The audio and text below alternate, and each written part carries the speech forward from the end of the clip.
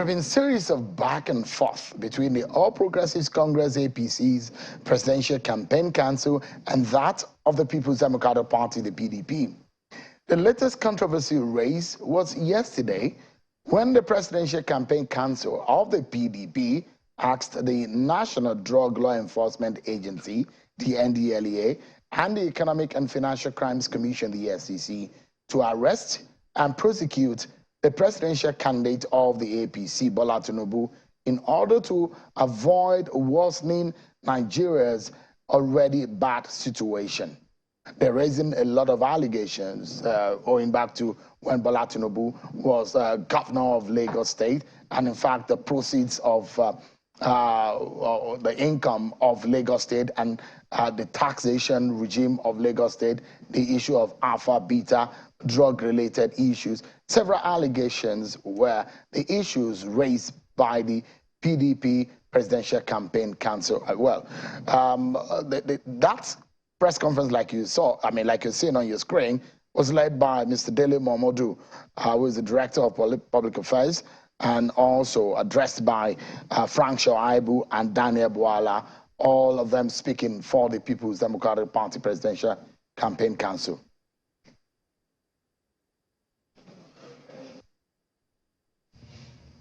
We're talking of a man who was convicted and who forfeited $460,000 to the American government because of a case involving or related to drug or heroin trafficking. But as of 2015, Bola Ahmed Tinubu was still involved with drug traffickers. Yes, the records are clear.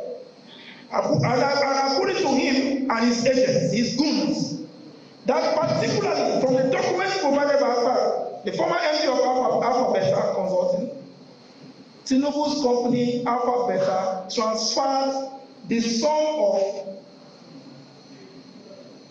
$4,396,063 to a company known as Summit Integrated Services Limited. We hereby call on the EFCC, the NDLEA, the Nigerian Police, the Office of the Attorney General of the Federation, and the Department of State Services to arrest and prosecute him. Well, the APC, that's Frank Shoaibu, who is a public affairs advisor to Atiku Abubakar, the presidential candidate of the PDP.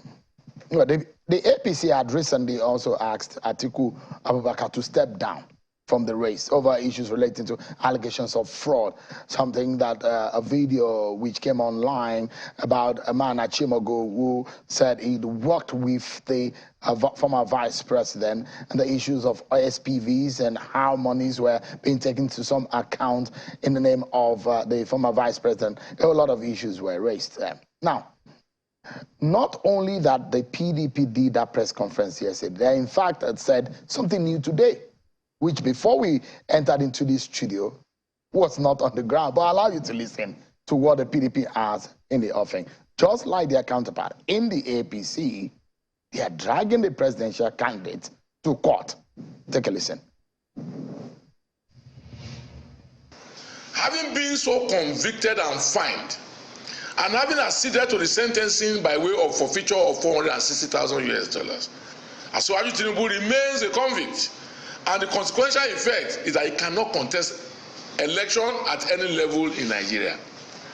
Consequently, our campaign has proceeded to the court, demanding the court to declare Asiwaju Bola Ahmed Tinubu, the presidential candidate of the APC, having been convicted as ineligible to contest the presidential election by virtue of Section 137(1)(d) of the 1999 Constitution as amended. 2. To ask the courts to compel the INEC, the Independent National Electoral Commission, to immediately delist Asiwaju Tinubu as the presidential candidate of the APC or any other political party for that matter. That is Kola Ologbondiyan, who is one of the spokespersons of the PDP Presidential Campaign Council. So much to chew. As far as the APC is concerned, they have a lot to answer. in terms of the questions that have been posed and raised by this. Look, I mean, Nigerians are concerned about some of these issues, either for the APC or for the PDP. Whoever they have to vote into office, they need to know whether these persons are fit, they have the character and the quality of personality to be able to lead them as president. So let's get talking about this. The APC tonight are the ones who need to answer some of these questions. And I'm being joined by the Director of Public Engagements and Special Operations for the Tinubu Shetima Presidential Campaign Council, Mr. Femi Fani-Kayode. Thank you so much, Chief Femi Fani-Kayode, for coming tonight. Thank you very much. Thank you for having me. Thank you. The conversation tonight is that of public interest. Whoever is on the ballot at the highest level is no longer a private citizen, is now a public citizen. In the sense that he's put himself out there. And there are questions that are being asked of your candidate. Now, how do you react first and foremost to some of these allegations raised by the PDP? Well, really, I don't know whether to laugh or cry. I mean, these are nonsensical calls by nonsensical people representing a nonsensical party and standing in and speaking for a nonsensical and irresponsible presidential candidate. I mean, you say that they should arrest Asiwaju Bola Ahmed Tinubu, or they should search his house, NDLEA, EFCC, and everything. Where is your evidence? What is the evidence, other than the fact that you want to copy everything we have done? The difference here between us and them is that we didn't just crawl out of the woodwork and begin to call for people's arrest. We had solid evidence, which we presented before the world, of a confession made by their candidate telling the world that how he was involved in scamming Nigerians and misapplying and misappropriating public funds. They have no such evidence. They're simply making baseless calls that have no rationality, no basis in law, and absolutely irresponsible and nonsensical. So we refute all that. So your campaign was behind Achimago? No, not that we're behind it. We presented the evidence to the public. There's a big difference. We came across it like so many other people. It had been online for a number of weeks before we said a word about it. We took a position that we will not touch this until the Nigerian people had the opportunity to go through the material themselves. We didn't say a word, but it would have been irresponsible of us simply to sit back and say nothing, given the seriousness of that charge and that allegation and the things that young man was saying, which we stand by. I mean, it's clear. You do not have a video or audio tape of Asiwaju Bola Tinubu dealing in drugs or misappropriating funds or anything of the sort. You do not have any evidence of his conviction by an American court. You don't have any of these things, but you call for his arrest, you call for searching of his house. Why are you doing this? Simply because you're desperate? We have touched a raw nerve.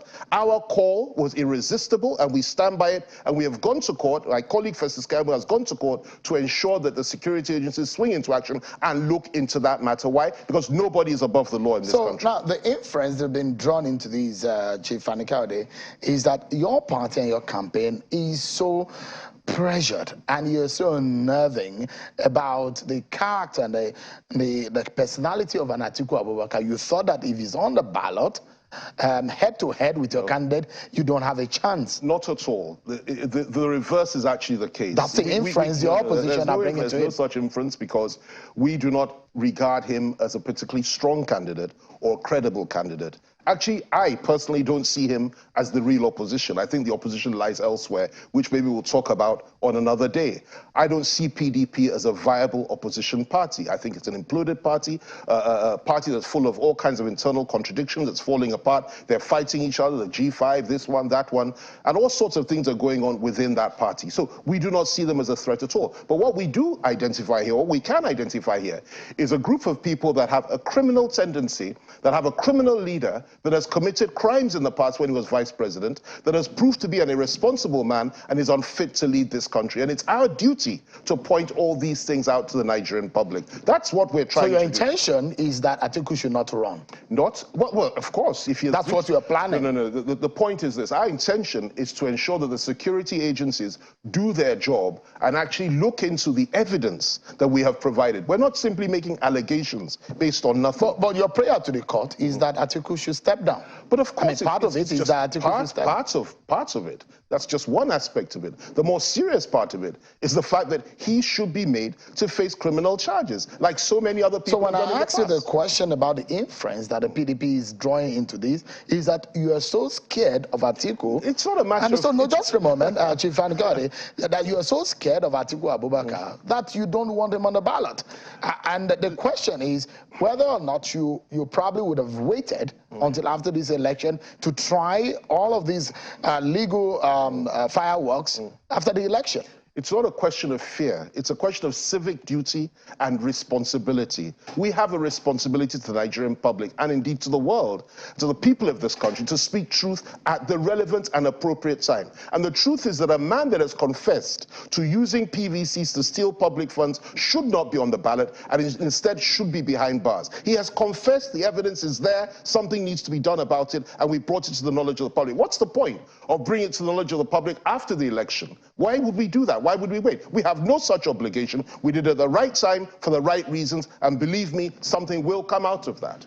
So, and I'd like to ask you, do you think somehow that you steer the honest nest by what you did in the first place, and perhaps you have brought this upon yourself, that perhaps what some people would call unnecessary distraction for your campaign? Well, let me put this to you. I do not believe for 1 minute that any hornet's nest has been stirred, except for the hornet's nest inside the house and the home and the party of Atiku Abubakar. That's where the hornet's nest lies. Everything else that they have alleged, including the asinine call that one of their spokesmen made that our candidate should be disqualified based on the grounds that he was convicted in America. This is a simple lie, a fallacious mendacity, complete falsehood. He was never convicted. The Americans themselves said that he was not indicted and neither was he convicted. Yet they keep bleating like little children about these things. There's no basis of reality in it. But going back to what you asked me, look, it's a very simple thing. For us, this is a civic duty. We need to be responsible, and it is our duty to expose Atiku for what he really is, and we will continue to do that. They have tried to respond by bringing all manner of insults, all manner of fake allegations, false allegations against us, without what? Without any credible evidence. If you have that kind of evidence, present it before the public. So let us see. Then we will consider what you're saying. Until then, stop throwing bricks where you have nothing inside them to carry weight. Do you have answers to some of the issues raised?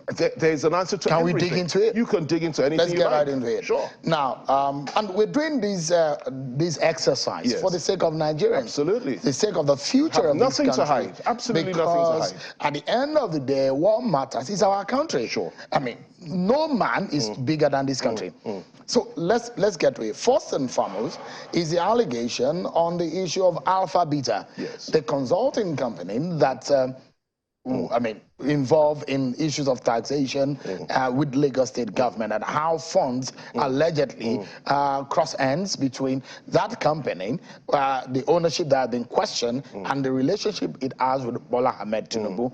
What is the concrete and the cogent answer that your candidate or your principal has in that respect? The question is simple, and they need to answer this question. What is the relationship between Alpha Beta and Asiwaju Bola Ahmed Tinubu? He's not the owner of the company.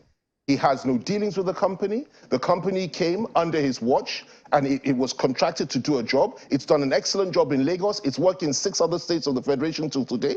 Okay, so whatever happens in that company is between the company, the taxpayer, the taxman, and the law enforcement agencies and wherever they're operating. It's nothing to do with him. It's nothing to do with us. Now, to say because a company has allegedly done certain things in the past, many, many years ago, and allegedly sent money to somebody in Colombia, that translates into, assuming it's true, that translates into Asiwaju Bola Tinubu being a drug baron and unfit for public office. That is an asinine assumption to make. It has no basis in logic or rationality, and we refute it. And I urge them to be a little bit more responsible. And I also ask them this: can't they do any better than that? For goodness sake, if you're looking for something, look for it very well and try and find something. This is nothing but an irresponsible and asinine call. It doesn't make sense, and we refute it completely. There is no relationship between drug barons in Colombia, Alpha Beta, and Asiwaju Bola Ahmed Tinubu, none whatsoever. You know the man called Apara, the former MD of Alpha Beta. Well, I don't know him, but I've heard of him. But you are very familiar with the case. I'm familiar with the case that he brought up some time back, some years ago. Okay. And I was reliably informed the matter was settled out of court. A lot of allegations were made. The matter was settled out of court. The allegations were wiped away. And just yesterday, I believe it was yesterday or the day before, that same man that made those allegations, that had that case, pronounced to the whole world that he believes that Asiwaju Bola Ahmed Tinubu will be an excellent president. Are you privy to some of the issues that man presented to the public? The issue for me is this. I don't need to be privy to it. You know why? Because it's been wiped away. He himself has withdrawn those allegations. Just a moment. And I mean, thank goodness, just a moment, that you are a lawyer. Sure. That something was settled out of court doesn't mean there's not existence of an issue. Well, let me put it to you like this. That something was settled out of court simply means one thing, that it's been settled and those allegations are baseless. That's what it means. So you're twisting it. Just a moment. My own interpretation of the events. Mr. Fani-Kayode, if I may put this question to you. So because I'm not asking this because of any, I'm asking it for our viewers so they understand that there was a settlement out of court doesn't mean that there is a non-existent of a big issue. That it was settled out of court means simply that there was no such thing. That the man made baseless allegations. There have been civil issues, nothing to do with a criminal case, that they needed to settle out of court. That is how such things are done. But criminal matters are hardly settled out of court without criminal investigation agencies being involved. In this particular matter, as far as I'm aware, there was no criminal investigation into the matter. The matter was settled out of court after allegations, in my view, irresponsible allegations were made, baseless allegations were made. Maybe he suddenly saw the light and withdrew those allegations, and maybe they had issues between them in terms of maybe the relationship between Lagos State at the time and Alpha Beta, which was settled out of court, as is normally the case when it comes to civil matters. That's how I read that. Now, let me put this to you. If there had been anything of the sort, I assure you that a man like, for example, Nuhu Ribadu, who was probably the best chairman that EFCC ever had, would come out with a kind of statement that he did recently, that Asiwaju is the most investigated politician in Nigeria, literally in the history of Nigeria over the last 30 years. But Atiku's people will tell you that Atiku was the most investigated. Well, you know, they say things that are, like I told you earlier, nonsensical. Atiku has not been formally investigated over a case in which evidence was provided by a whistleblower and presented before the whole world. You were in that government. Listen to me. You were in that same government. Yes, I was. And now, I don't know how this comes to you. You work closely with former President Obasanjo. I certainly did. And some of the issues raised by the man, Michael Achimogo, are big indictment in a sense. I mean, until these things are settled, it will still remain in the realm of allegations that there were SPVs. There are funds based on the voice that, of course, the PDP had denied that voice was that of Atiku Abubakar. Do you have an inclination of that regime of what the guy was raising as the issue of the SPVs? Well, let me just tell you this. You know, the simple fact of the matter is this, that his voice was heard on an audio tape. He says it's not his voice. The appropriate place to say that it's not your voice is to the EFCC or to the DSS or whoever is investigating the matter, not to the public. Go and prove that that's not your voice. It's not good enough to say, oh, it sounds like me, but it's not me. Present your defense. Let the matter be investigated. And let me tell you this, he's not above the law. Nobody's above the law. Many of us have been investigated in the past. Some of us have even faced criminal prosecutions in the past. There's nothing to fear if you've done nothing wrong. So why is he so scared of that? Now, going to Obasanjo, and you claim that it's indictment. Well, I didn't hear Obasanjo's voice on an audio tape accepting what Atiku has said. All I heard was Atiku making allegations, mentioning Obasanjo's name, and mentioning the name of other people. They will also be in a position to defend themselves, but I'm not going to pronounce them guilty until I hear from them. But let me make this point. Because I wanted us to run. There are a few issues the PDP but Atiku has made a public confession of a criminal act in the past. The whole world has heard it. The only defense has it's not my voice, and I'm saying present your defense before the courts and stop running away from criminal prosecution. Now, before I settle on that matter, move quickly, and I'd like you to touch on it. Do you settle out of court with someone you don't have a relationship with? Well, it depends on if it's a criminal matter. Well, you're referring to the other one. You're referring to the matter between Apara and Bola Tinubu. Do you settle out of court with someone you don't have a relationship with? Well, I really don't know. I need to look at the circumstances of each particular case. That's what I was asking. I think that you can. You know why? Yeah. You know why? Because if, for example, I make an allegation against you, for example, that you wear, women's underwear publicly, and you're upset about which I don't. Which you certainly don't. No, just to clarify. Yeah, of course you don't. Go ahead, please. I know that. We know that. So, but just as an example, and you say, well, look, that's a very, very unfair categorization. Like you've just said, I do not wear women's underwear, okay? And then we decide to have a discussion around the corner and say, look, I'm so sorry I said that. That's the impression. I say, well, look, I forgive you. And you're not going to, you may not sue me, you may not do anything because we've had a discussion about it. I don't know the nature of that. So it validates the fact that you and I have a relationship. It does not. It just simply it's the fact that you and I are sat here what it means and you're making those allegations because of the contact we've had. So the question they are asking, the PDP is asking where your party and your campaign need to explain to Nigerians is that there is actually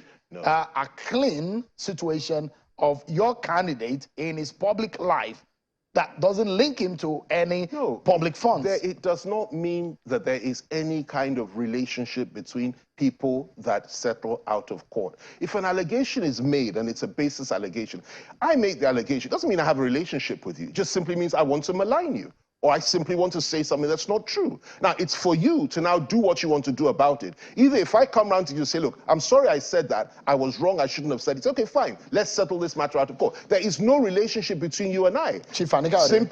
It simply means that the matter was settled out of court. Now, let me tell you this. I go back to it. If there had been anything of the sort, believe me, by now, Tinubu would have been behind bars. So there is another big one. In fact, they tag your candidate a drug baron. That is what they call your candidate. That's what the opposition is calling. How do you defend, or what do you say to respond to them, or explain to Nigerians? If you look at it, the monies they said exchange hands are being transferred to the Americans and linked to your candidate. What is the explanation? Listen to me very carefully. They are saying these things because they're seeing it in their delusions and in their nightmares and in their dreams. These are false allegations with no basis whatsoever. There is no link. There is no drug baron character to a man like Asiwaju. Nothing of the sort. I challenge them to provide the evidence. I can say anything I like about anybody. It does not mean to say that it's true. I need to be able to provide the evidence. I could say all sorts of things about Atiku on this program with evidence. You spoke about something earlier. You said that how does it impact on the Obasanjo regime that I served that regime, that Atiku was being accused or had made a confession about stealing public funds in that way. Of course it impacted on it. But let me tell you the difference here. At that time, when we were in that government, some of us stood up to Atiku and exposed him for what he was, to the extent that I personally asked him to leave cabinet meetings on 2 occasions for his treachery, for his backstabbing, for his wickedness, and for his evil against the government. I also accused him of corruption during the term,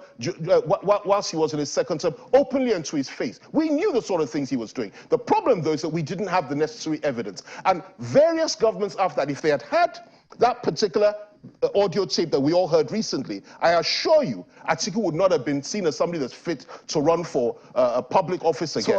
So we have the evidence. I asked the PDP the last time I was having the conversation, and I said, would they subject, or will their candidate be willing to subject himself to investigation? Yes. And I ask you also that to show that your candidate is clean and sparkling clean for the office that he's running for, would he be willing to subject himself to the process? Let me tell you this. Nobody, one, is above the law.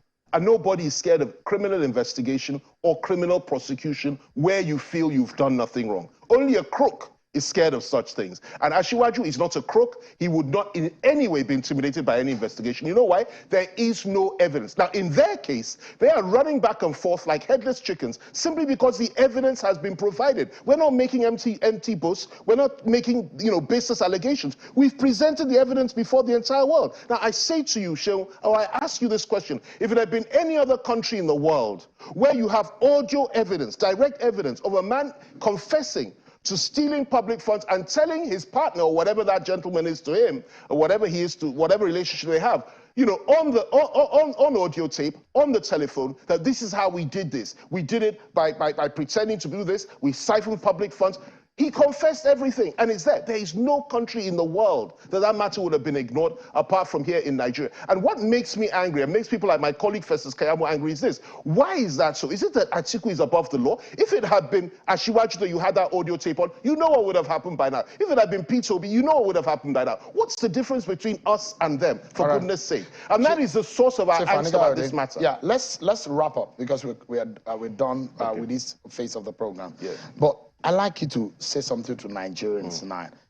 We're going into the election, and a lot of them are trying to make their decisions. Just in about 30 or 40 seconds to wrap up. And this is what the PDP said. They refer to your candidate as a con man.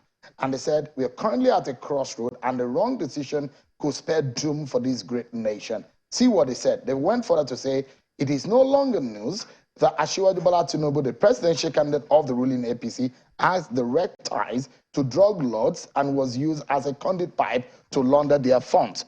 At the final and your word tonight on the program, how do you convince Nigerians that this is not the true position and that your candidate is fit and proper to lead Nigeria? Don't forget, this is on record for Nigerians, not for now alone, but for the future. Yes. So go ahead. Well, first of all, Nigerians are sensible people, decent people, and people that know when rubbish is being spoken to them. There is absolutely no basis for these allegations. It's nonsensical, it's childish, and no Nigerian, no serious Nigerian will take the allegations of a non-binary, sexually conflicted individual and his group making all kinds of asinine allegations against somebody, a crook, somebody that's been proved to be a crook, simply because we've heard the audio tape. Nobody will take allegations from that camp seriously. We will defeat them at the polls in a month's time. We will defeat them squarely and roundly, and after that we'll now look into these allegations, and by God's grace we'll now prosecute this case against this man. Well, unfortunately, these cases, if they go to court, might not be arrested. So Nigerians may be at a confusion about the based on these allegations